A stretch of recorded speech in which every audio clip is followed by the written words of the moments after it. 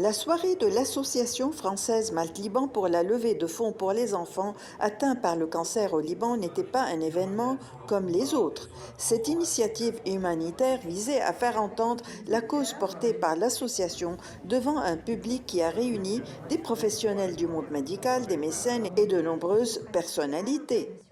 Donc nous sommes là ce soir pour lutter contre les cancers pédiatriques, soutenir la recherche, améliorer les conditions de soins des enfants. Et honnêtement, je ne connais pas de cause plus noble que celle-là.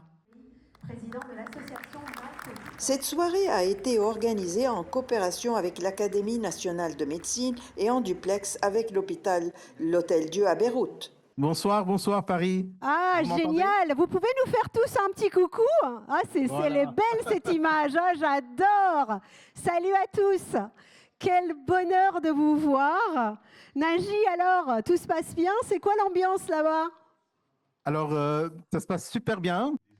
Le président de Malte-Liban, Albert Kfouri, a énuméré les raisons qui l'ont poussé à donner à cette noble cause la priorité depuis l'explosion du port de Beyrouth. Quand on s'est rendu compte que le cancer faisait des dégâts énormes au Liban.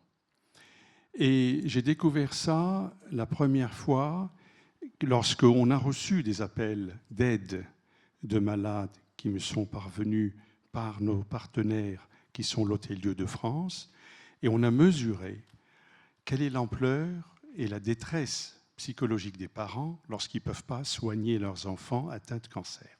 Ça, c'est la première raison. La deuxième raison, c'est lorsque nous avons commencé à travailler, et je salue aujourd'hui la présence de son Excellence, l'ancien ministre de la Santé, M. Firas Abiad, Dr Firas Abiad, Merci, et de bienvenue. son conseiller, le docteur Pierre Anouri, parce qu'ils ont lancé une opération exceptionnelle qui a été la définition de la politique publique de lutte contre le cancer au Liban. C'est une grande première. Christian Boitard, le secrétaire perpétuel de l'Académie nationale de médecine, a expliqué au public les perspectives de cette coopération avec l'association Malte-Liban. Il a également souligné que le Liban constituait un exemple pour la France sur plusieurs plans. Le Liban démontre des choses qui réellement nous impressionnent. Une détermination, un courage, que je dirais à toute épreuve. Et la France est peut-être un modèle pour le Liban, mais je pense que le Liban est aussi un modèle pour la France, et on aimerait appliquer ce modèle.